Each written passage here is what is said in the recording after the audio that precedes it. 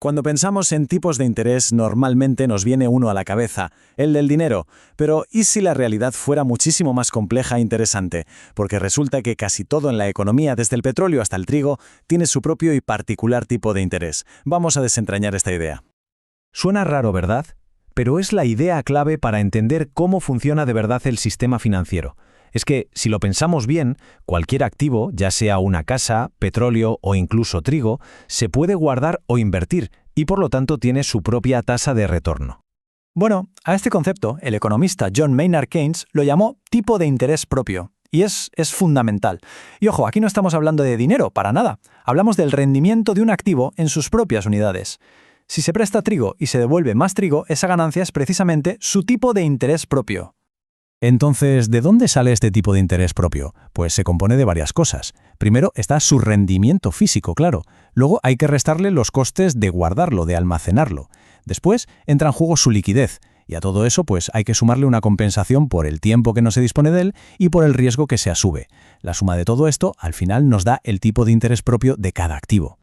Claro, y aquí es donde la cosa se pone interesante, donde surge el gran rompecabezas, porque si cada activo tiene su propio tipo de interés, ¿cómo es que el sistema financiero no es un caos total? ¿Cómo se pueden comparar inversiones y tomar decisiones coherentes? Y miren, esta tabla ilustra el problema a la perfección. Podríamos tener un tipo de interés para el dinero, digamos, del 4%, para la vivienda un 3% y para el trigo un menos 2%. Sí, negativo. ¿Y eso por qué? Pues porque a veces, con tal de no pagar los costos de almacenamiento, que son altísimos, uno estaría dispuesto a prestar trigo incluso si le devuelven un poquito menos. Esta misma pregunta, que parece tan lógica, dejó perplejos a los economistas durante mucho tiempo. De hecho, Piero Sraffa, en un debate que se hizo famoso, lanzó precisamente este desafío. Si cada mercancía tiene su propia tasa natural, ¿por qué la del dinero tiene que ser la que manda? ¿Qué la hace tan especial? Ok, para resolver este enigma vamos a hacer un pequeño desvío. Vamos a asomarnos a un mundo que quizás nos resulte más familiar, el de las divisas. Porque la lógica que opera allí, esa es la clave que necesitamos. A ver, imaginemos un escenario. Se puede invertir en deuda europea y obtener un 10%, o en deuda de Estados Unidos al 7%. A primera vista, la decisión parece obvia, ¿no? Todo el mundo va por los euros. Pero, ¿y si la inversión en euros se percibe como más arriesgada? Entonces ese 3% extra podría no ser más que la prima, la compensación por asumir ese riesgo adicional. Y aquí está el punto crucial. Los mercados no permiten estos desequilibrios por mucho tiempo. Es como el agua, siempre busca su nivel. Los tipos de cambio, las primas de riesgo, todo se ajusta hasta que, una vez que se considera todo, el rendimiento esperado de invertir en euros o en dólares es en la práctica el mismo. Se llega a un equilibrio. Perfecto. Ahora, con esta idea del equilibrio en mente, volvamos a nuestro problema original con el trigo, la vivienda y el dinero. Veamos cómo funciona este gran mecanismo nivelador en acción. Y aquí está la solución al rompecabezas de Sraffa. Aunque cada activo tenga su propio tipo de interés en sus términos, el mercado los obliga a todos a competir en un terreno de juego común, el dinero. ¿Cómo? Pues los precios de los activos suben o bajan, se aprecian o deprecian, hasta que su rendimiento total, expresado en dinero, se alinea perfectamente con el tipo de interés del dinero. Para que esto quede cristalino, vamos a verlo con un ejemplo muy concreto. Vamos a poner a competir cara a cara al dinero contra el trigo. Recordemos de dónde partimos. Por un lado tenemos dinero que rinde un 4%. Por el otro, trigo, cuyo tipo de interés propio por esos costos de almacenamiento es de un menos 2%. La diferencia, como ven, es abismal.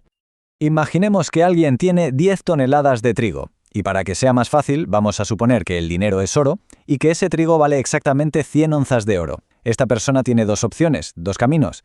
Camino A, vende el trigo, se queda con el oro e invierte el oro. Camino B, se queda con su trigo y lo invierte, por así decirlo, para producir más.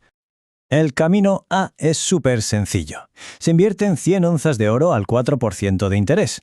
Pasa un año y, listo, se tienen 104 onzas de oro. Pan comido.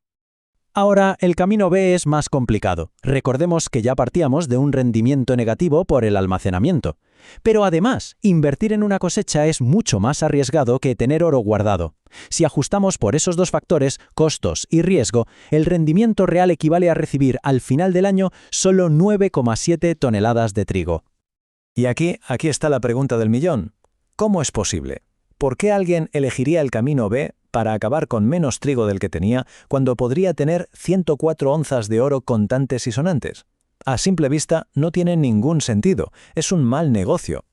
La respuesta, como casi siempre en finanzas, está en una palabra: arbitraje. Pensemos, si todo el mundo eligiera el camino A, nadie se molestaría en invertir para producir trigo. La oferta futura se desplomaría y su precio, claro, se iría por las nubes. El mercado, que no es tonto, se anticipa a esto y ajusta el precio del trigo hoy para que ambas opciones acaben siendo igual de atractivas. Y este es el número mágico que lo equilibra todo. El precio del trigo tiene que subir. Ya no puede ser 10 onzas por tonelada, tiene que ser 10,72. ¿Y por qué esa cifra tan específica? Pues porque a ese nuevo precio, las 9,7 toneladas de trigo que se obtendrán en el futuro valen exactamente 104 onzas de oro. ¡Voilà! Ambos caminos ahora ofrecen el mismo rendimiento, medido en oro. Todo este recorrido nos lleva de vuelta al principio, pero ahora con una nueva perspectiva que nos permite entender, por fin, por qué el tipo de interés del dinero es, sin duda, el rey de la economía. A ver, entonces el tipo de interés del dinero no es solo uno más del montón, para nada. Es el ancla del sistema, es la vara de medir universal contra la que se comparan todos los demás activos. Es el lenguaje común que expresa el valor del tiempo y del riesgo en toda la economía.